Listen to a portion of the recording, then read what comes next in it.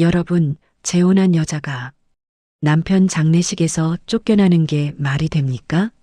아니, 쫓겨나는 정도가 아니라 아예 시어머니는 남이에요라는 소리를 며느리한테 듣는다고요? 제가 지금 드라마 얘기하는 거 아닙니다. 제가 직접 겪은 일이라고요. 저 김순자, 올해 67입니다. 남편? 재혼했어요. 전 남편은 일찍 세상 떠나고 혼자 사는 게 너무 외로워서 아는 분 소개로 만난 사람이 지금 남편이었죠. 남편도 호랍이었고요. 전 부인 일찍 돌아가시고 아들 하나 키우면서 혼자 살았대요. 그 아들이 결혼시키고 나서 저랑 바로 재혼을 했습니다. 저는 재혼을 하자마자 며느리까지 생긴 거죠. 그 며느리가 아이고 제 인생을 통째로 뒤집어 놓은 인간이었어요. 처음엔 괜찮아 보였어요. 인사도 잘하고 어머니 소리도 잘하고 남편 생일 때도 떡 싸들고 오고 그랬거든요. 근데 그게 다 거짓말이었다는 걸 남편이 쓰러지고 나서야 알았습니다. 그날이었어요.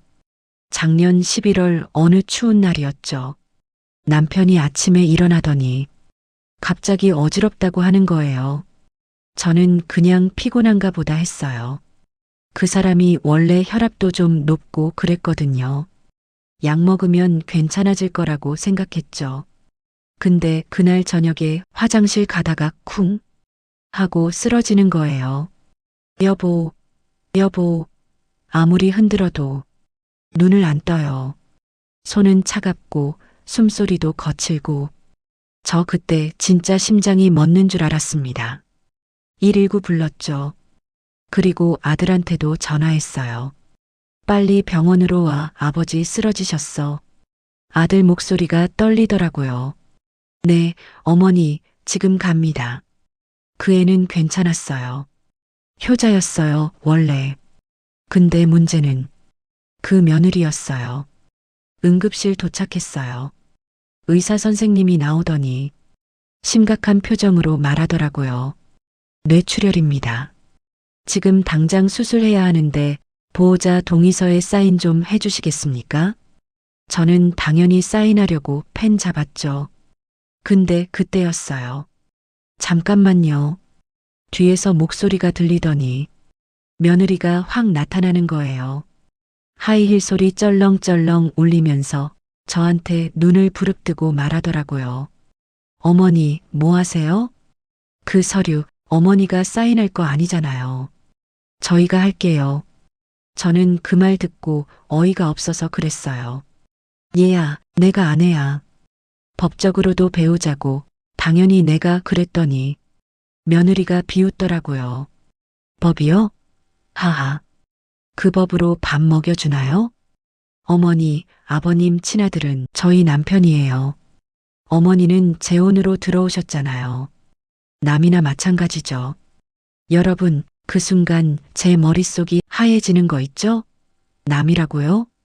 저랑 호적에도 같이 올라가 있고 집도 같이 쓰고 밥도 같이 먹고 이불도 같이 덮고 잔 사람인데 남이라고요? 저는 그때 할 말을 잃었어요.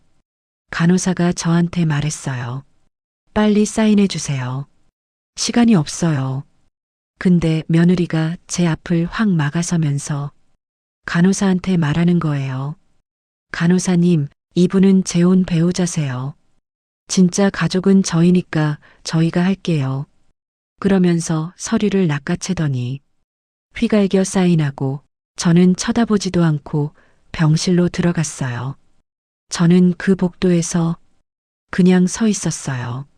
손에 힘도 안 들어가고 다리도 후들후들 떨리고 사람들이 지나다니면서 저를 보는 것 같은데 아무것도 안 보이더라고요. 수술은 다행히 잘 끝났어요. 근데 중환자실에 있으니까 면회를 못 하잖아요. 저는 병실 밖에서 유리창 너머로 남편 얼굴이라도 보려고 했는데 며느리가 또 나타나는 거예요. 어머니, 여기서 뭐 하시는 거예요? 면회하려고. 면회요? 중환자실은 직계 가족만 들어가요. 어머니는 글쎄요, 애매하지 않나요? 얘야, 내가 배우자라니까 그랬더니 며느리가 팔짱을 끼고 제 앞을 완전히 막아서더니 이렇게 말하더라고요. 어머니, 노인네 냄새 나니까 좀 비켜줄래요? 여기에 사람들 많잖아요. 냄새? 저 그날 씻고 나왔는데 무슨 냄새가 나요? 아니, 냄새가 나든 말든 그게 지금 며느리가 시어머니한테 할 소리예요? 저 그때 진짜 울컥했어요. 눈물이 확 올라오는데 참았어요. 왜냐하면 울면 지는 거니까 그 인간 앞에서 우는 꼴은 절대 안 보여주고 싶었어요. 수술하고 사흘째 되던 날이었어요. 남편이 중환자실에서 일반 병실로 옮겨졌어요. 저는 그날 새벽부터 죽 끓여서 보온병에 담아갔어요. 남편 깨어나면 배고플 거 아니에요. 그래서 따뜻한 거라도 한 숟갈 떠먹이려고요. 근데 병실 문을 열려고 하는데 며느리가 또 막아서는 거예요. 어디 들어가세요. 죽 좀 갖다 주려고. 필요 없어요. 저희가 다 챙겨요. 어머니는 집에나 가 계세요. 얘야, 그래도 내가. 어머니. 며느리가 제 어깨를 확 잡더니 귓속말로 이렇게 말하더라고요. 어머니는 손님이에요. 손님은 집 안일에 간섭 안 하잖아요. 특히 재혼으로 온 손님은요. 손님, 제가 손님이라고요? 그의 시아버지 밥 몇 년을 차려준 사람이 손님이라고요? 저 그때 손에 들고 있던 보온병이 너무 무거워서 그냥 바닥에 내려놓고 돌아섰죠. 병원 복도가 왜 그렇게 길던지 한 발 한 발 걸을 때마다 눈물이 나오려고 하는데 참았어요. 아직 울 때가 아니니까. 남편이 퇴원하던 날이었어요. 저는 집에 미리 가서 방 정리하고 이불 새로 빨아서 널어놓고 밥상도 차려놨어요. 그 사람이 좋아하는 된장찌개 끓이고 두부도 부치고 나물도 무치고 이제 집에 오면 따뜻한 밥 먹여야지. 그렇게 생각하면서 청소까지 다 하고 기다렸어요. 근데 문이 열리더니 아들이 먼저 들어오는 거예요. 뒤에 아버지 휠체어 밀면서 아버지 조심조심하세요. 그 뒤에 며느리가 따라 들어오는데 제 차린 밥상 보더니 코웃음 치더라고요. 남편은 표정이 없었어요. 말도 잘 못하고 한쪽 팔도 잘 안 움직이고 제가 얼른 다가가려고 하는데 며느리가 손으로 저를 막더라고요. 어머니, 아버님 지금 피곤하시니까 방에서 쉬게 해드릴게요. 어머니는 좀 거실에 계세요. 내가 왜 거실에 있어? 여기 내 집인데. 아, 어머니 집이죠. 근데 아버님이 어머니 보기 싫으시대요. 그 말에 제가 남편을 쳐다봤어요. 근데 남편은 고개를 돌리더라고요. 저를 안 보는 거예요. 그때 며느리가 속삭이듯이 말했어요. 어머니, 아프신 분한테 스트레스 주면 안 되잖아요. 그냥 좀 조용히 계세요. 여러분, 그게 시작이었어요. 그날부터 제 인생이 지옥으로 바뀌었습니다. 내 집인데 내가 눈치를 보고, 내 밥상인데 내가 못 먹고, 내 남편인데 내가 돌보지 못하고, 그리고 그 며느리는 점점 더 대놓고 저를 짓밟기 시작했어요. 퇴원하고 일주일쯤 지났을 때였어요. 남편은 계속 방에만 있었어요. 말도 잘 못하고 한쪽 다리도 불편하니까 휠체어를 타고 있었죠. 저는 매일 아침 일어나서 죽 끓이고 과일 깎아서 방문 앞에 갖다 놨어요. 근데 그게 문제였나 봐요. 며느리가 그걸 못마땅해 하더라고요. 어느 날 아침이었어요. 새벽 5시에 일어나서 호박죽 끓였어요. 남편이 호박죽 좋아하거든요. 정성스럽게 끓여서 예쁜 그릇에 담아서 방문 앞에 살짝 놓고 노크했죠. 여보, 호박죽 끓였어. 좀 먹어봐. 대답은 없었어요. 그래도 뭐, 먹겠지 하고 부엌으로 돌아왔는데 갑자기 뒤에서 소리가 들리는 거예요. 쨍그랑 뭔가 깨지는 소리였어요. 제가 깜짝 놀라서 뒤돌아보니까 며느리가 서 있더라고요. 손에 제가 담았던 그 죽그릇을 들고 이게 뭐예요? 호박죽인데. 호박죽? 어머니, 아버님이 이거 드시면 체한대요. 왜 멋대로 갖다 놔요? 아니, 그 사람 원래 호박죽 좋아 그때였어요. 며느리가 그 그릇을 바닥에 집어던지는 거예요. 쨍그랑 그릇이 산산조각 나면서 죽이 사방으로 튀었어요. 제 옷에도 튀고 벽에도 튀고 저는 그 자리에서 얼어붙었어요. 다시 만드세요. 그리고 어머니 손으로 만든 거 아버님 안 드세요. 제가 사다 드릴 테니까 어머니는 신경 끄세요. 내가 뭘 잘못했는데? 며느리가 저를 똑바로 쳐다보더니 비웃듯이 말하더라고요. 잘못이요? 제 온녀가 진짜 가족 흉내 내는 게 잘못이죠. 어머니는 그냥 아버님이 외로워서 데려온 사람이잖아요. 착각하지 마세요. 여러분, 그 말 듣고 제가 어떤 기분이었는지 아세요? 가슴에 칼 꽂히는 것 같았어요. 아니, 칼보다 더 아팠어요. 칼은 한 번 찌르면 끝인데 이건 매일매일 찔러대는 거잖아요. 그날부터 본격적으로 저를 괴롭혔습니다. 며느리가 불안하다며 짐을 싸들고 왔을 때부터요. 아침 먹을 때였는데 식탁 제자리에 며느리가 그 자리에 짐을 쌓아놓더라고요. 가방이며 옷이며 막 쌓아놓은 거예요. 어머니, 오늘은 거실에서 드세요. 식탁이 좁아서요. 여기 내 자리인데. 네. 아, 자리요? 어머니 자리는 따로 없어요. 그냥 편한 데서 드시면 되죠. 그러면서 제 앞에 밥그릇을 툭 밀어놓더라고요. 근데 그게 어제 남은 찬밥이었어요. 딱딱하게 굳어 있는 거 있잖아요. 그걸 그대로 그릇에 담아서 제 앞에 놓는 거예요. 이거 찬밥인데. 네, 찬밥이요. 어머니 드시기엔 충분하잖아요. 아깝게 왜 새로 지어요? 저 그때 숨이 턱 막히더라고요. 근데 참았어요. 그냥 그 찬밥을 물에 말아서 먹었어요. 목구멍으로 안 넘어가는데 억지로 삼켰어요. 며느리는 새로 지은 따끈따끈한 밥을 아들이랑 둘이서 먹으면서 킥킥거리면서 웃더라고요. 오빠, 어머니는 찬밥도 잘 드시네. 역시 옛날 사람들은 뭐든 잘 드시나 봐. 아들은 아무 말 안 하더라고요. 그냥 고개 숙이고 밥만 먹더라고요. 그날 저녁이었어요. 저는 설거지하고 있는데 며느리가 제 뒤로 와서 물 틀어놓은 수도꼭지를 확 잠그는 거예요. 어머니, 물 아껴 쓰세요. 수도세 누가 내는데요? 내가 내잖아. 내 집인데. 어머니 집? 하하. 아버님 명의인데요? 어머니 명의예요? 아니잖아요. 저 그 말에 할 말이 없었어요. 맞아요. 집은 남편 명의였어요. 제가 재혼하면서 제 집은 팔았거든요.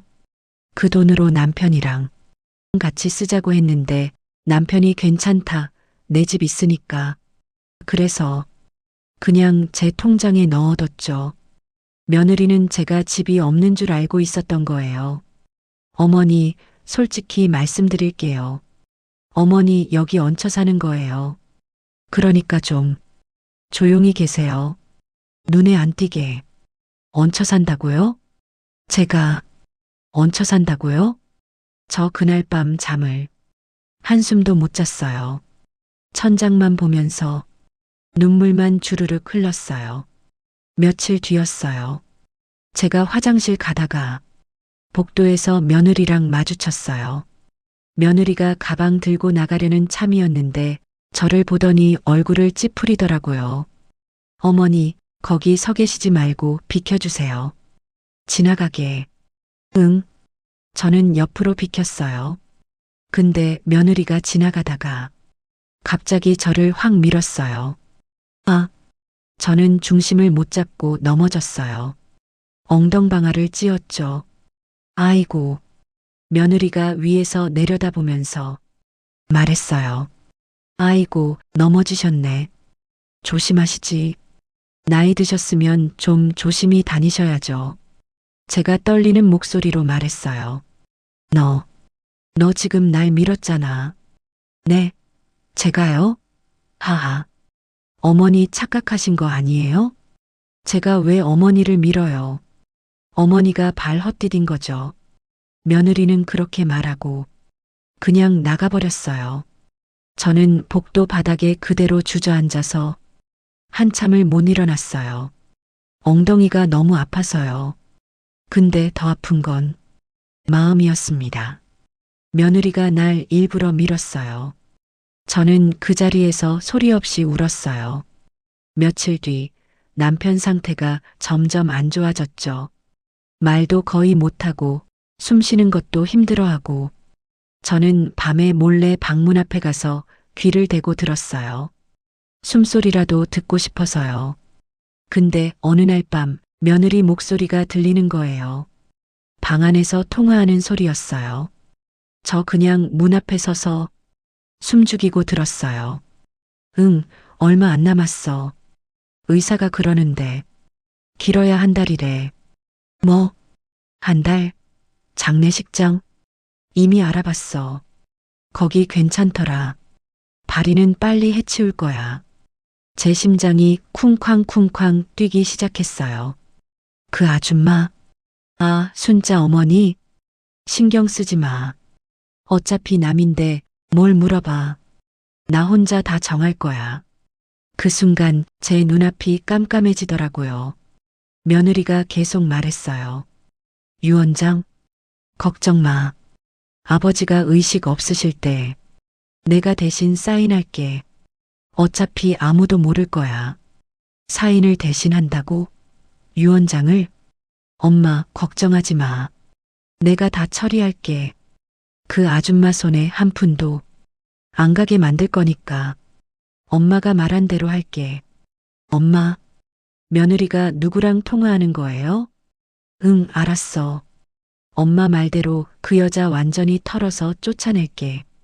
조금만 기다려. 저는 그 자리에서 온몸이 얼어붙었어요. 다리에 힘이 풀려서 주저앉을 뻔했어요. 며느리 엄마랑 짜고서 저를 괴롭히고 있었던 거예요. 아니, 괴롭히는 정도가 아니라 아예 쫓아내려고 작정한 거였어요. 저 그날 밤 방으로 기어가다시피 들어갔어요. 이불 뒤집어 쓰고 소리 없이 울었어요. 아니, 울음도 안 나오더라고요. 그냥 숨만 헐떡헐떡거렸어요.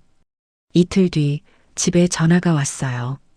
저는 거실에서 TV 보고 있었는데 며느리가 전화 받더니 제 쪽을 힐끔 보면서 말하더라고요. 네, 장례식장이요. 예약 확정하겠습니다. 제가 벌떡 일어났어요. 야, 지금 뭐 하는 거야? 며느리가 전화 끊고 저를 보더니 방긋 웃더라고요. 예약했어요. 발인 날짜도 잡았고요. 시아버지가 아직 살아계시는데. 무슨 소리야? 어머니, 준비는 미리 하는 거예요. 그리고 이건 가족이 결정할 일이지 어머니가 끼어들 일 아니에요. 내가 부인이라고. 며느리가 팔짱을 끼고 저를 위아래로 훑어보더니 이렇게 말하더라고요. 부인?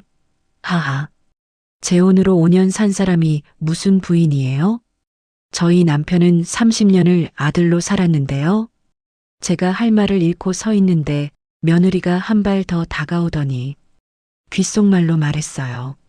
어머니, 발인 날짜는 어머니 의견 안 물어볼 거예요. 어차피 조문객들도 어머니 누군지 모를 테니까 그냥 조용히 구석에 앉아 계세요. 장례식 끝나면 짐 싸야 할 거 아니에요? 짐을 싸라고? 뭐? 어머니, 설마 아버님 돌아가시고도 여기 계실 생각이에요? 이 집 아들 명의로 넘어갈 건데요? 어머니 갈 데 없으면 요양원 알아보세요. 제가 싼 데 찾아드릴게요.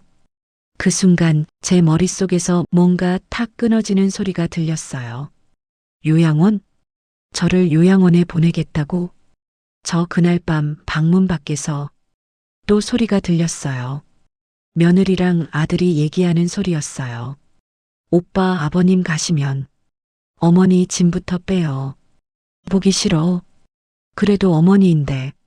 어머니는 무슨 남이야 남. 5년 산 게 뭐가 어머니야. 오빠가 너무 착해서 탈이야. 어머니 감싸면 나 화낼 거야. 알았어, 알았어. 그만해. 그리고 통장, 비밀번호 바꿔놨어. 어머니 손 못 대게. 아버지 돌아가시면 다 우리 거니까. 저는 그 소리를 듣고 눈물도 안 나오더라고요. 그냥 온몸이 차가워지는 거예요. 마치 제가 이미 죽은 사람처럼. 여러분, 이게 바로 며칠 전이었어요. 그리고 지금 남편은 병원에 다시 실려갔어요. 의사가 말하더라고요. 이번엔 각오하셔야 할 것 같습니다. 저는 지금 병원 복도에 앉아 있어요. 며느리는 병실 안에 있고요. 근데 조금 전에 제가 우연히 이상한 걸 봤어요. 화장실 가려고 복도 지나가는데 장례식장 상담실에서 며느리 목소리가 들리더라고요. 저 그냥 지나가려다가 멈췄어요. 왜냐하면 상담실 직원이 며느리를 부르는 별명이 너무 익숙했거든요. 아, 혜진자님 맞으시죠? 혜진자? 그 순간 제 등골이 오싹해졌어요. 그 별명, 저 어디서 들어봤어요. 분명히 들어봤는데 그 별명, 제 고등학교 동창이었어요. 저 그 자리에서 얼어붙었어요. 화장실 가던 발걸음을 멈추고 상담실 문 옆에 몸을 붙였어요. 심장이 미친 듯이 뛰는 거예요. 혜진자. 그 별명은 딱 한 사람만 쓰던 거였어요. 고등학교 때 우리 반에 있던 박미영이라는 애. 그 얘가 만든 서클 이름이 혜진자였어요. 맨날 우리 혜진자가 그러면서 자랑하고 다녔거든요. 아니야, 설마. 설마 그 박미영은 아니겠지? 근데 제 가슴은 이미 알고 있었어요. 뭔가 크게 잘못됐다는 걸. 상담실 안에서 며느리 목소리가 들렸어요. 네, 발의는 빨리 치를게요. 조문객 많이 안 올 거예요. 시어머니 쪽 사람들은 안부를 거거든요. 아, 그러세요? 근데 배우자분은? 배우자요? 아, 재혼 배우자예요. 신경 안 쓰셔도 돼요. 그 사람은 남이나 마찬가지니까요. 직원이 뭐라고 대답하는 소리는 안 들렸어요. 아마 난처했겠죠. 며느리가 계속 말했어요. 예약금은 지금 드릴게요. 카드로 할게요. 아, 그리고 명패 만들 때 유족 명단에서 시어머니 이름은 빼주세요. 어차피 진짜 가족 아니니까. 저는 그 말을 듣고 온몸에 소름이 돋았어요. 유족 명단에서 제 이름을 빼겠다고? 법적으로 부인인 사람을? 상담이 끝났는지 며느리가 밖으로 나오려는 기척이 들렸어요. 저 얼른 화장실 쪽으로 몸을 숨겼어요. 며느리가 복도로 나와서 하이힐 소리 쩔렁쩔렁 내면서 지나가는데 전화를 받더라고요. 응, 엄마. 엄마. 저는 화장실 문 뒤에서 숨어서 숨죽이고 들었어요. 응, 장례식장 예약했어. 걱정 마. 다 내 계획대로 되고 있어. 며느리가 엘리베이터 앞에 서서 통화하는 게 제 귀에 다 들렸어요. 시어머니, 완전 호구야. 뭘 해도 참고 있어. 어제도 찬밥 줬더니 그냥 먹더라고. 하하. 그 웃음소리. 저 그 웃음소리 어디서 들어봤어요. 고등학교 때 제 도시락 훔쳐먹고도 내가 줬잖아라고 거짓말하던 박미영. 그 애가 그렇게 웃었어요. 며느리가 계속 말했어요. 엄마, 진짜 재밌어. 이 아줌마 엄마한테 당한 거 똑같이 해주는 거. 엄마가 말한 대로 밥그릇 집어던지니까 완전 쫄더라고. 제가 엄마한테 당한 거? 박미영이 저한테 뭘 했죠? 고등학교 때 제 도시락 훔쳐먹고 제 가방에서 돈 빼가고 친구들한테 순자가 거짓말쟁이야. 그러고 다니고 그걸 이 며느리가 저한테 똑같이 하고 있었다고요? 며느리 목소리가 계속 들렸어요. 응, 유 원장. 걱정 마. 치료 동의서는 내가 대리 사인했어. 아버님 의식 없을 때 아무도 몰라. 제 머릿속이 하얘졌어요. 대리 사인? 그럼 그게 위조라는 거잖아요? 유 원장도 조건 달아놨어. 시어머니는 손도 못 대게. 엄마, 내가 엄마 말대로 다 했잖아. 이제 집도 통장도 다 우리 거야. 엘리베이터 문이 열리는 소리가 들렸어요. 며느리가 타면서 마지막으로 한마디 하더라고요. 엄마, 나중에 그 여자 쫓아낼 때 엄마도 와. 엄마가 옛날에 순자 괴롭히던 거 생각하면서 하면 더 재밌을 거야. 순자, 제 이름을 불렀어요. 제 이름을. 엘리베이터 문이 닫혔어요. 저는 그 자리에서 주저앉았어요. 다리에 힘이 하나도 안 들어가더라고요. 박미영, 그 인간이었어요. 며느리 엄마가 고등학교 때 저를 괴롭히던 그 박미영이었던 거예요. 그리고 그 인간이 딸한테 저 괴롭히는 법을 다 가르쳐 준 거였어요. 저는 화장실 바닥에 앉아서 울지도 못하고 그냥 멍하니 있었어요. 얼마나 지났을까요? 간호사가 지나가다가 저를 보고 깜짝 놀라서 물었어요. 어르신, 괜찮으세요? 네. 얼굴이 창백하신데 어디 아프세요? 아파요. 가슴이 아파요. 숨 쉴 때마다 칼로 찌르는 것처럼 아파요. 근데 그 말을 어떡해요? 간호사한테 며느리가 저 괴롭혀요라고 말하면 뭐가 달라져요? 괜찮습니다. 그냥 좀 어지러워서요. 간호사는 절 일으켜 세워주고 갔어요. 저는 휴게실로 갔어요. 거기 앉아서 핸드폰을 꺼냈어요. 손이 덜덜 떨렸어요. 박미영, 고등학교 졸업하고 한 번도 안 봤어요. 보고 싶지도 않았어요. 그 인간 얼굴 떠올리기도 싫었거든요. 근데 그 인간이 제 며느리 엄마였다니. 저는 핸드폰으로 인터넷 검색을 했어요. 박미영, 고등학교 동문회에 이름을 쳐봤어요. 동문회 사진에 그 인간 얼굴이 있더라고요. 나이는 먹었어도 그 비웃는 표정은 그대로였어요. 사진 밑에 댓글이 달려 있었어요. 미영이네 딸 결혼했다며? 축하해. 맞아. 혜진이 시집 잘 갔다던데? 저는 댓글들을 보면서 온몸이 얼어붙었어요. 그러니까 박미영, 그 인간은 처음부터 알고 있었던 거예요. 제가 지금 남편이랑 재혼한 거, 제가 이 집에 들어온 거, 그래서 딸을 시집 보낼 때 일부러 남편 아들한테 보낸 거예요. 저를 괴롭히려고 옛날에 자기가 못다한 복수를 딸 손으로 하게 만든 거예요. 저는 핸드폰을 쥔 손에 힘을 주었어요. 핸드폰이 삐걱 소리를 냈어요. 그때였어요. 병원 입구 쪽에서 익숙한 웃음소리가 들렸어요. 저는 고개를 돌렸어요. 박미영이었어요. 그 인간이 병원 로비로 들어오고 있었어요. 명품 가방 들고 하이힐 신고 화장 진하게 하고 제 심장이 쿵쾅쿵쾅 뛰기 시작했어요. 박미영은 안내 데스크에서 뭔가 물어보고 엘리베이터 쪽으로 걷기 시작했어요. 저는 숨을 곳을 찾았어요. 휴게실 구석 의자 뒤로 몸을 숨겼어요. 박미영이 휴게실 앞을 지나가면서 전화를 받았어요. 응, 혜진아. 엄마 지금 병원 도착했어. 며느리랑 통화하는 거였어요. 걱정 마. 엄마가 가서 제대로 한 방 날려줄게. 순자 그 가시나 얼굴 보고 싶다. 박미영이 킥킥 웃었어요. 30년 만에 보는 건데 얼마나 늙어 빠졌을까? 하하. 재혼해서 행복한 척 하는 거 보면 진짜 웃겨.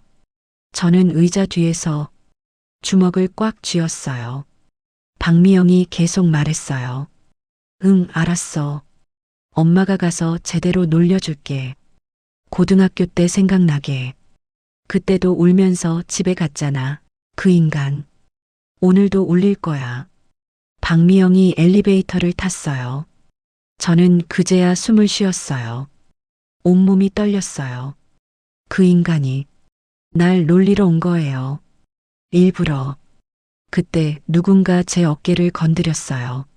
저는 깜짝 놀라서 뒤돌아봤어요. 젊은 남자가 서 있었어요. 요양보호사 옷을 입고 있었는데 30 초반쯤 돼 보였어요. 어르신, 괜찮으세요? 네. 아까부터 여기 계신 것 같은데. 혹시 어디 아프세요? 저는 고개를 저었어요. 그리고 그냥 울어버렸어요. 요양보호사가 당황해서 말했어요. 어르신, 무슨 일이세요? 제가 도와드릴까요? 아니에요. 괜찮아요. 근데 눈물이 멈추지 않았어요. 요양보호사가 제 옆에 앉았어요. 천천히 말씀해 보세요. 혹시 며느리분 때문이세요? 저는 깜짝 놀라서 그 사람을 봤어요. 어떻게 아세요? 저기, 죄송한데 제가 며칠 전부터 봤거든요. 병실 앞에서 며느리분이 어르신한테 심하게 말씀하시는 거. 그 사람이 고개를 숙이면서 말했어요. 냄새난다고, 비키라고 하시더라고요. 그게 제가 듣기에도 너무 심했어요. 저는 아무 말도 못했어요. 그냥 고개만 떨어뜨렸어요. 요양보호사가 한숨을 쉬면서 말했어요. 어르신 혹시 재혼하셨어요? 어떻게 아세요? 며느리분이 얘기하시는 거 들었어요. 재혼 배우자라고, 그래서 남이라고. 그 사람 목소리가 떨리더라고요. 저희 어머니도 그랬거든요. 저는 고개를 들어 그 사람을 봤어요. 어머니가요? 네. 저희 아버지 일찍 돌아가시고 어머니 혼자 저 키우시다가 힘드시니까 재혼하셨어요. 요양보호사가 눈을 감았어요. 처음엔 괜찮았어요. 새아버지도 괜찮으신 분이었고 그분 자식들도 처음엔 좋았어요. 근데 새아버지가 암 진단 받으시고 나서부터 완전히 달라졌어요. 며느리가 우리 어머니한테 똑같이 했어요. 찬밥 주고 욕하고 방에 들어가지도 못하게 하고 심지어 병원 면회도 못 가게 했어요. 제 가슴이 쿵 내려앉았어요. 그리고 새아버지 돌아가시고 나서 바로 어머니를 쫓아냈어요. 장례식 끝나자마자요. 짐 싸서 나가라고. 세상에. 어머니가 여기 내 집이기도 한데라고 하셨대요. 근데 며느리가 뭐라고 했는지 아세요? 재혼으로 6년 산 게 무슨 내 집이에요? 얹혀 산 주제에. 저는 숨이 막혔어요. 며느리가 저한테 한 말이랑 똑같았어요. 요양보호사가 주먹을 쥐면서 말했어요. 어머니는 그날 나오셔서 친구 집 전전하시다가 쓰러지셨어요. 스트레스 때문에 뇌졸중 왔거든요. 아, 어머니는 지금 어디에? 요양원에 계세요. 말도 잘 못하시고 한쪽 몸을 못 쓰세요. 제가 돈 벌어서 모시고 있어요. 그 사람이 저를 똑바로 쳐다봤어요. 눈가가 붉어져 있었어요. 어르신, 저는 우리 어머니를 못 지켰어요. 그때 제가 어렸고 무서웠고 아무것도 못했어요. 그냥 어머니 쫓겨나는 거 지켜만 봤어요. 근데 어르신은 아직 싸울 수 있잖아요. 남편분도 아직 살아계시고 어르신도 건강하시고. 요양보호사가 제 손을 잡았어요. 제발 포기하지 마세요. 우리 어머니처럼 되지 마세요. 싸우세요. 저는 그 사람 손을 보면서 눈물이 났어요. 어떻게 싸워요? 증거도 없는데. 증거 만드시면 돼요. 뭐? 요양보호사가 작은 목소리로 말했어요. 며느리분, 오늘 병실에서 이상한 짓 하시는 거 봤어요. 무슨? 휴대폰으로 녹음하고 계시더라고요. 환자분 침대 옆에서 혼자 뭐라고 중얼거리면서 제 등골이 오싹해졌어요. 뭐라고 하던데요? 잘은 못 들었는데. 아버지, 재산은 아들한테만. 뭐 그런 소리 하시던데요. 근데 환자분은 의식이 없으셔서 아무 말씀도 안 하셨거든요. 유언 조작. 며느리가 남편 목소리를 흉내내서 가짜 유언을 만들려는 거였어요. 어르신도 녹음하세요. 네. 며느리분이 하시는 말, 어르신한테 하는 짓 다 녹음하세요. 그리고 장례식 때 폭로하세요. 요양보호사가 제 손을 꽉 쥐었어요. 저는 우리 어머니 못 지켰지만 어르신은 지킬 수 있어요. 제가 도와드릴게요. 왜요? 왜 저를 도와주려고 하세요? 그 사람이 눈물을 닦으면서 말했어요. 어르신 보면 우리 어머니 생각나서요. 어머니가 그때 누군가 한 명만 도와줬어도 이렇게까지 안 됐을 거예요. 저는 그 사람을 끌어안았어요. 그리고 처음으로 세상에 제 편이 생긴 것 같아서 펑펑 울었어요. 요양보호사도 같이 울었어요. 우리는 한참을 그렇게 있었어요. 그러다가 그 사람이 말했어요. 어르신 성함이 어떻게 되시죠? 순자예요. 김순자. 저는 이준혁이에요. 어머니 성함은 최정숙이에요. 그분도 저처럼 평생 열심히 살았을 텐데 재혼했다는 이유 하나로 쫓겨난 거예요. 준혁 씨, 나중에 어머니 면회 갈 수 있을까요? 네, 제가 이기면요. 제가 그 인간들한테 이기면 어머니 찾아뵙고 싶어요. 그리고 말씀드리고 싶어요. 우리 이겼다고. 준혁이 고개를 끄덕였어요. 눈물 흘리면서 네, 꼭 이기세요. 어머니. 그 말을 듣는 순간 제 가슴이 뜨거워졌어요. 저는 준혁 씨 손을 꽉 잡았어요. 그래요. 우리 같이 해봐요. 그 인간들한테 똑같이 돌려줘요. 저는 그날부터 핸드폰 녹음 버튼을 켰어요. 며느리가 뭐라고 하든 다 녹음했어요. 그리고 며칠 뒤 박미영이 병실 복도에서 저를 봤어요. 어머, 순자 아니야? 저는 대답 안 했어요.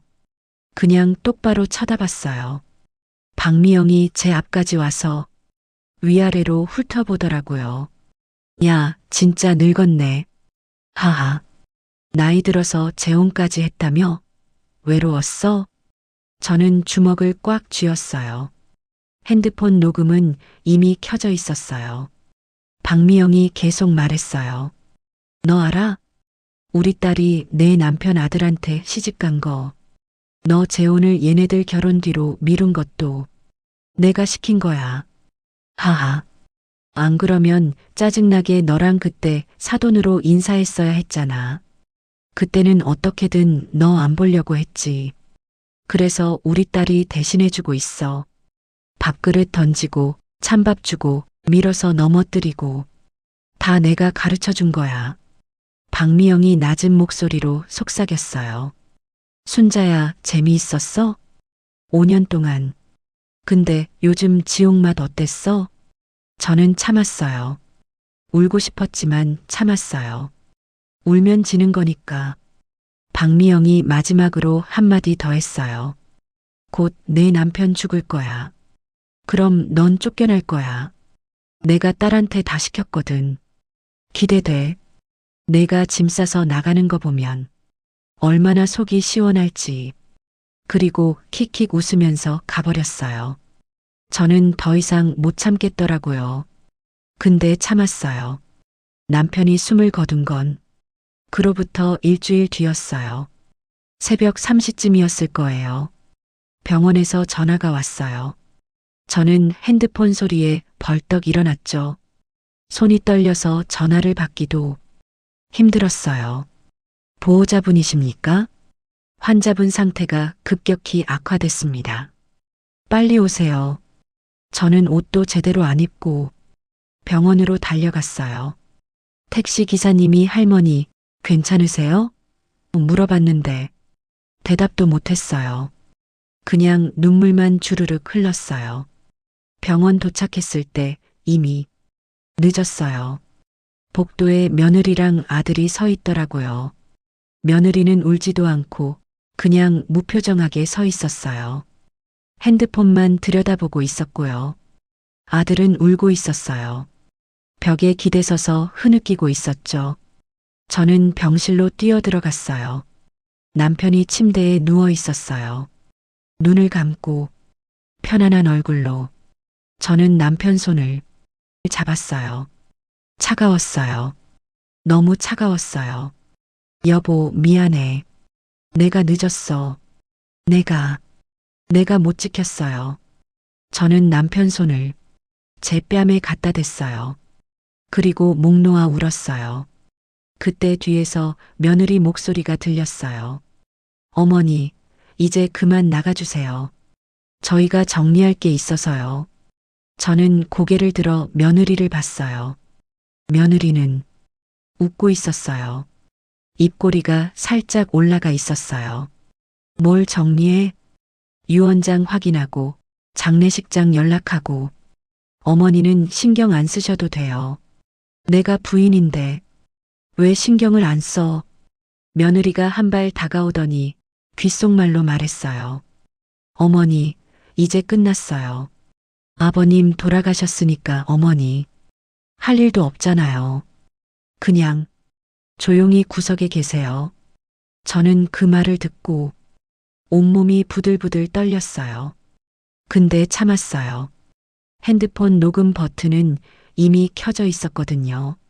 며느리가 가방에서 서류 봉투를 꺼냈어요. 어머니, 유언장 보실래요? 상속 재산은 전액 친아들에게. 어머니 몫은 없어요. 아, 딱 하나 있긴 해요.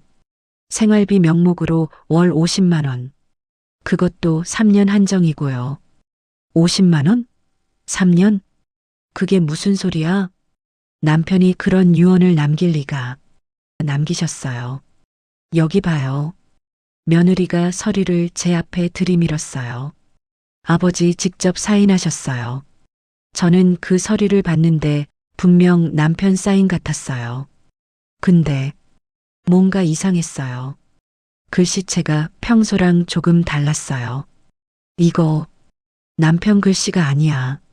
어머니, 의심병 있으세요? 변호사 통해서 공증까지 받았는걸요. 며느리가 서류를 도로 집어넣으면서 말했어요. 아, 그리고 집은 저희 명의로 넘어가요. 어머니, 발인 끝나고 한 달 안에 나가주세요. 그날 저녁 장례식장에 빈소가 차려졌어요.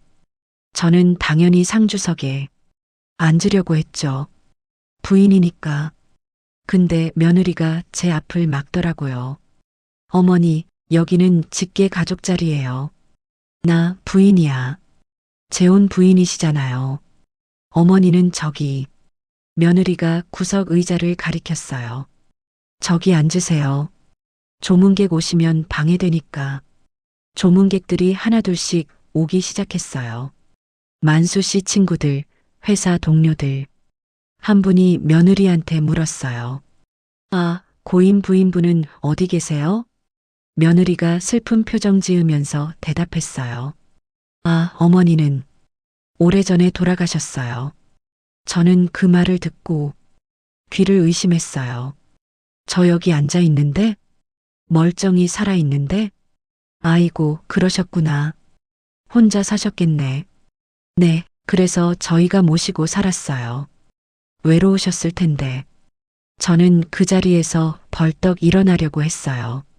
근데 준혁이 제 손을 잡더라고요. 언제 온 건지 제 옆에 앉아 있었어요. 어머니, 참으세요. 지금 아니에요. 근데 다 녹음되고 있어요. 며느리분이 저렇게 거짓말하는 거 다 증거예요. 조금만 참으세요. 저는 주먹을 꽉 쥐고 앉았어요. 그날 밤이었어요. 빈소는 24시간 누군가 지켜야 하잖아요. 저는 당연히 제가 밤을 새워야 한다고 생각했어요. 부인이니까. 근데 며느리가 와서 말하더라고요. 어머니, 이제 들어가서 주무세요. 아니, 내가 밤을 새워야지. 저희가 할게요. 어머니는 피곤하시잖아요. 나이 드신 분이 밤 새면 안 좋아요. 나 괜찮아. 며느리가 차갑게 웃더라고요. 어머니, 제 말 안 들으실 거예요? 그럼 쫓아내야 하는데. 쫓아낸다고요? 빈소에서? 저는 할 수 없이 일어섰어요. 근데 갈 곳이 없었어요. 집은 멀고 여기는 장례식장이고 준혁이 제 팔을 잡았어요. 어머니, 제 차에서 주무세요. 제가 담요 갖고 올게요. 저는 그날 밤 장례식장 주차장에 세워진 차 안에서 잤어요. 67살 먹은 할머니가 남편 빈소도 못 지키고 차 안에서 웅크리고 자는 거예요. 이게 사람 사는 세상이 맞나 싶었어요. 다음 날 아침이었어요. 친척들이 오기 시작했어요. 아주버님, 도련님, 조카들. 아주버님이 며느리한테 물었어요. 혜진아, 수고 많다. 그런데 재수 씨는 어디 있어? 며느리가 대답했어요. 아, 재혼 배우자 말씀이세요?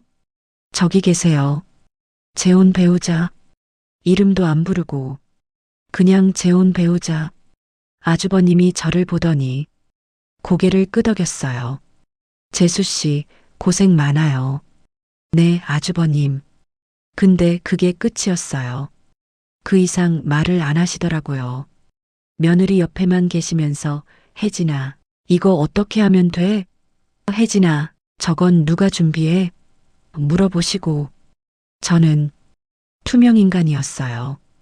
힘을 냈어요. 아직 끝이 아니니까. 그날 오후 박미영이 왔어요. 그 인간이 빈소에 들어오는 순간 제 온몸에 소름이 돋았어요. 박미영은 며느리한테 다가가서 껴안았어요. 혜진아, 수고했어. 엄마 왔어. 그리고 저를 봤어요. 천천히 제 쪽으로 걸어오더니 작은 목소리로 말했어요. 순자야, 5년 재미있었어. 박미영이 킥킥 웃었어요. 저는 주먹을 꽉 쥐었어요. 손톱이 손바닥에 박혀서 피가 날 것 같았어요. 박미영이 마지막으로 한마디 더 했어요. 내일 발이 나면 너 쫓겨나는 거 보러 올게. 기대돼. 내가 짐 싸서 나가는 거 보면 얼마나 시원할지. 그리고 며느리한테 가서 뭐라고 속삭이고 같이 웃더라고요. 저는 더 이상 못 참겠더라고요. 근데 참았어요. 내일까지만. 밤이 됐어요. 빈소에 사람들이 거의 없어졌어요. 며느리랑 아들만 남아 있었어요. 며느리가 저한테 왔어요. 어머니, 내일 발이 나면요. 영정 모시는 건 저희가 할 거예요. 어머니는 그냥 뒤에서 따라오세요. 아니면 안 오셔도 돼요. 영정을 내가 못 모셔? 어머니는 재혼 배우자잖아요. 영정은 친아들이 모시는 거예요. 상식 아니에요? 며느리가 하품을 하면서 말했어요. 아, 피곤해.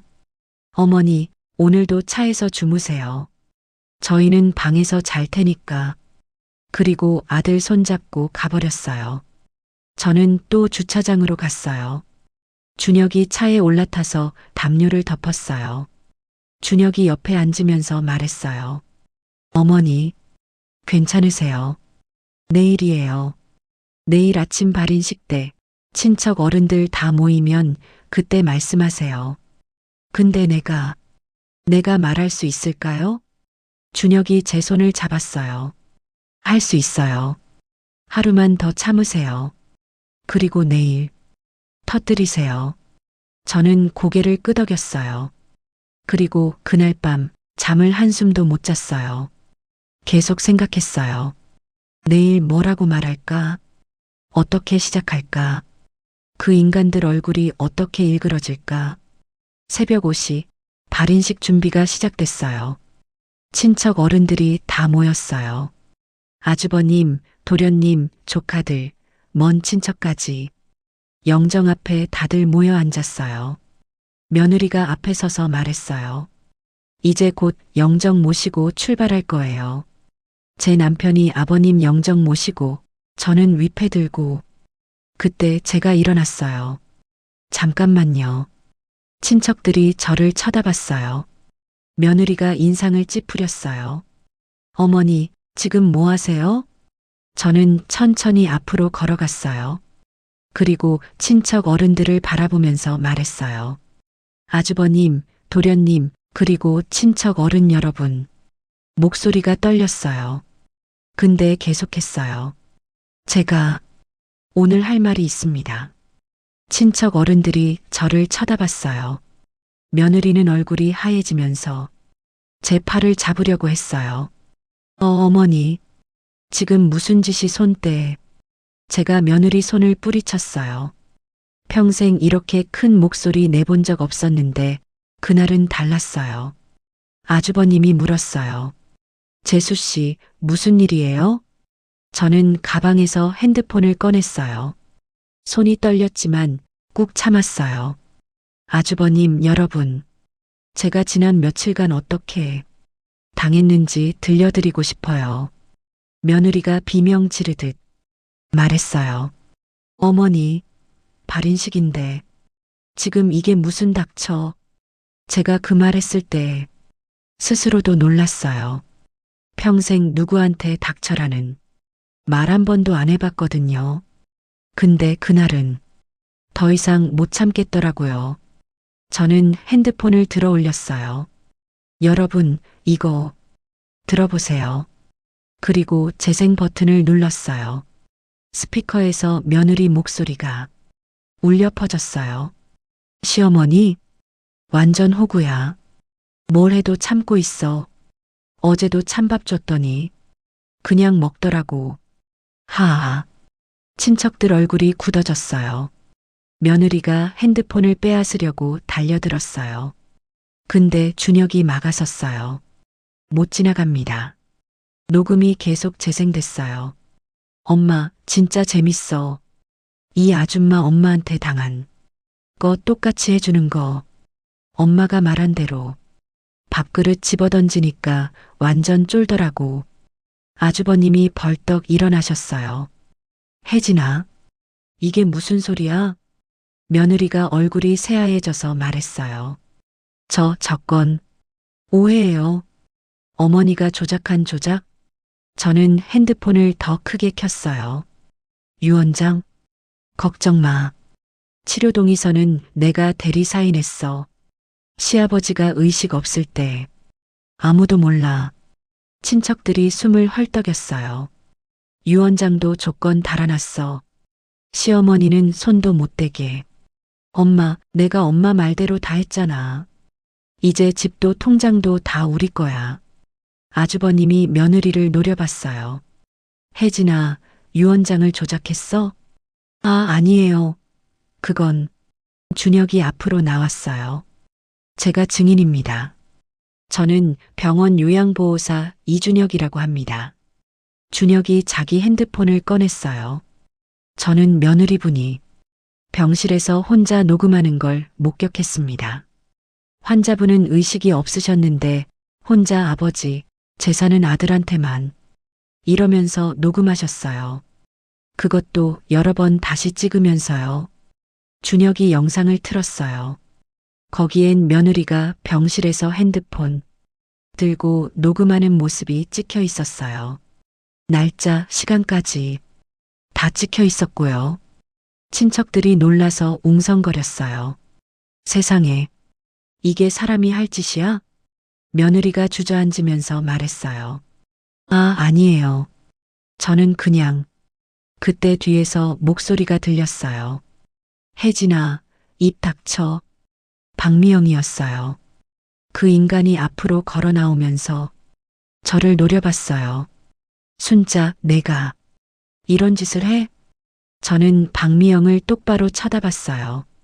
박미영, 너도 공범이잖아. 그리고 핸드폰으로 다른 녹음을 틀었어요. 엄마, 나중에 그 여자 쫓아낼 때 엄마도 와. 엄마가 옛날에 순자 괴롭히던 거 생각하면서 하면 더 재밌을 거야. 친척들이 박미영을 쳐다봤어요. 저는 계속 말했어요. 여러분, 이 사람은 박미영이에요. 제 고등학교 동창이었죠.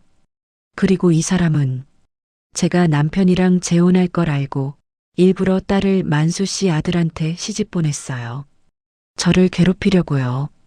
친척들이 놀라서 웅성거렸어요. 박미영이 비웃었어요. 하하, 그래. 맞아. 내가 다 시켰어. 순자, 내가 행복한 꼴 보기 싫었거든. 그 인간이 한 발 앞으로 나오면서 소리쳤어요. 고등학교 때부터 나 너 싫었어. 맨날 착한 척, 공부 잘하는 척.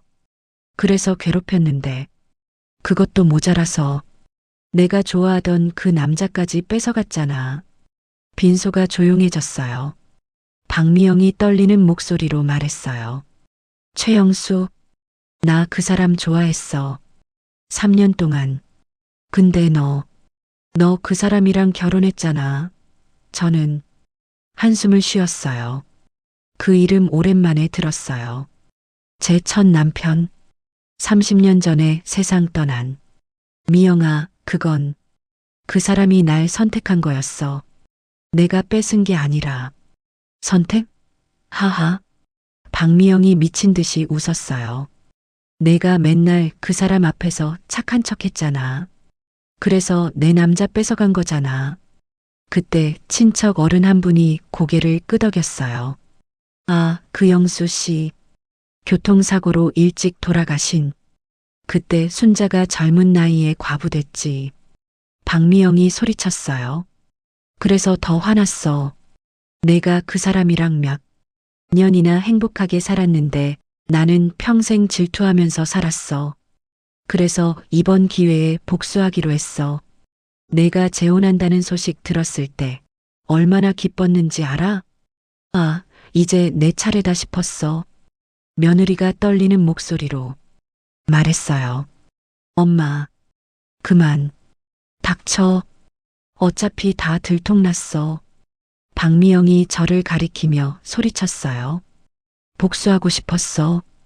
그래서 5년 동안 천천히 괴롭혔지. 속이 시원했어. 친척들이 박미영을 경멸하는 눈으로 쳐다봤어요.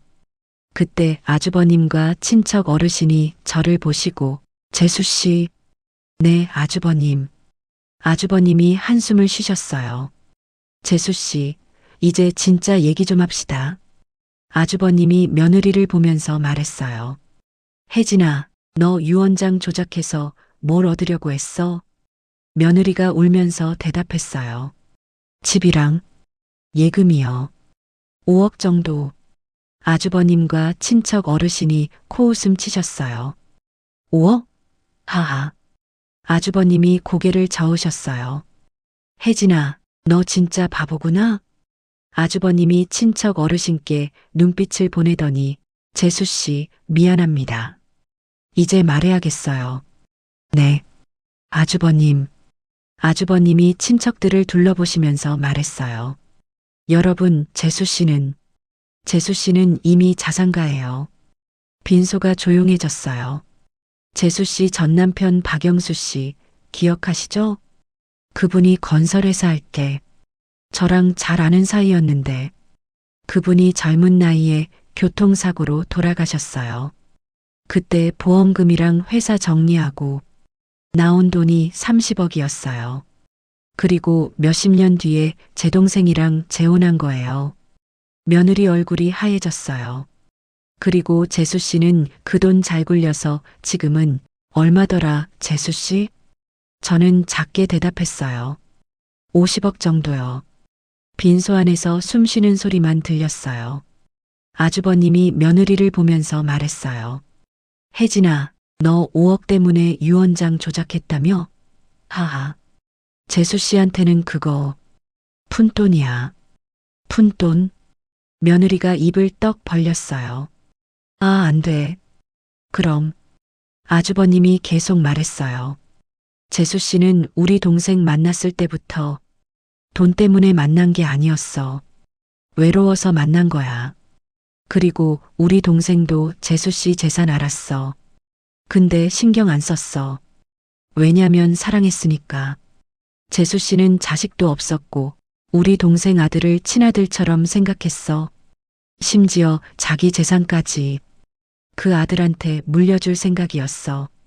아주버님이 며느리를 쏘아봤어요. 근데 너는 그 어머니를 찬밥 먹였어? 차에서 재웠어? 유언장 조작해서 5억 빼내려고? 며느리가 울부짖었어요. 몰랐어요. 저는 몰랐어요. 몰랐으면 돼. 사람을 사람으로 안 봤잖아. 박미영도 매우 놀란 상태였어요. 그 인간이 저한테 다가오면서 떨리는 목소리로 말했어요. 순자, 너 50억? 그럼 내가 이미. 저는 박미영을 똑바로 쳐다봤어요. 미영아, 너 나 괴롭힐 때 몰랐지? 내가 이미 너보다 훨씬 잘 살고 있다는 거. 돈으로도 마음으로도. 나는 영수 씨랑 행복했어. 비록 짧았지만 진짜 사랑받았어. 그리고 그 사람 죽고 힘들었지만 잘 견뎠어. 혼자서도. 근데 너는 평생 질투하면서 살았잖아. 딸까지 이용해서 복수하려고 했잖아. 박미영이 주저앉았어요. 저는 마지막으로 말했어요. 미영아, 너는 졌어. 30년 전에도 지금도. 그때 아들이 앞으로 나왔어요. 만수 씨 아들 태준이가. 그 애는 울고 있었어요. 어머니, 태준아. 제가 몰랐어요. 제 아내가, 제 장모가 이런 사람들인 줄. 태준이가 며느리를 봤어요. 혜진아, 너 이게 뭐야? 며느리가 남편한테 매달렸어요. 오빠 미안해. 나 잘못했어. 엄마가 시켰으면 돼. 사람을 사람으로 안 봤잖아. 내 어머니를. 태준이가 더 이상 말을 잇지 못했어요. 경찰이 도착했어요. 며느리와 박미영을 데리고 갔어요. 유언장 위조, 문서 위조 혐의로요. 발의는 조용히 진행됐어요. 저는 남편 영정을 제 손으로 모셨어요. 친척들이 도와주셨고요. 장지까지 가는 내내 저는 영정을 꽉 안고 있었어요. 여보, 이제 편히 쉬세요. 걱정 마세요. 나 잘 살게요. 6개월 후 법원 판결이 나왔어요. 며느리, 징역 1년 6개월, 집행유예 3년, 박미영, 징역 1년, 집행유예 2년. 실형은 아니었어요. 변호사가 말하길 처음 범죄고 피해가 실제로 발생하진 않아서 집행유예가 나왔대요. 근데 저는 괜찮았어요. 중요한 건 그 인간들이 졌다는 거니까요. 그리고 그 이후가 더 처참했거든요. 박미영 얘기부터 해볼게요. 그 인간 동문회에서 쫓겨났어요. 친구들이 다 등을 돌렸대요. 30년 동안 복수를 계획했다는 소문이 퍼져서 아무도 연락 안 하더래요. 그리고 그 인간이 하던 작은 카페가 있었는데 손님들이 안 오기 시작했대요. 딸 시켜서 사람 괴롭힌 인간으로 소문나니까 결국 망했어요. 빚까지 생겼대요. 카페 빌린 돈 갚지 못해서요. 며느리한테 손 벌렸대요. 혜진아, 엄마 좀 도와줘. 근데 며느리가 뭐라고 했는지 아세요? 엄마 때문에 내 인생 망했어. 엄마가 시켜서 한 거라고 했더니 남편도 날 버렸잖아. 다 엄마 때문이야. 며느리도 이혼했거든요. 태준이가 끝까지 이혼 밀어붙였어요. 위자료? 한 푼도 못 받았어요. 유언장 조작한 게 인정돼서 재산 분할 청구권도 날아갔죠. 며느리는 친정으로 갔대요. 근데 박미영이 쫓아냈대요. 내가 엄마 말 잘 들었으면 50억 잡았을 텐데. 넌 바보야. 나가. 모녀가 서로 원망하면서 연락 끊었대요. 며느리는 지금 원룸 월세 살면서 편의점 알바한대요.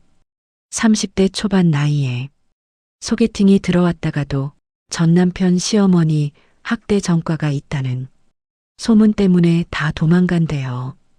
박미영은 지금 혼자 살아요. 작은 고시원에서 딸도 안 찾아오고 친구도 없고 돈도 없고. 제가 준혁이한테 들었어요. 준혁이 어머니 계신 요양원 근처에 박미영이 돌아다니는 거 봤대요. 싼 요양원 알아보는 것 같다고. 제가 그 얘기 듣고 뭐라고 했는지 아세요? 꺼봐. 결국 요양원은 내가 가게 됐네. 어느 날 오후였어요. 집 초인종이 울렸어요. 문을 열어보니 태준이가 서 있었어요. 어머니, 태준아, 웬일이야? 들어가도 될까요?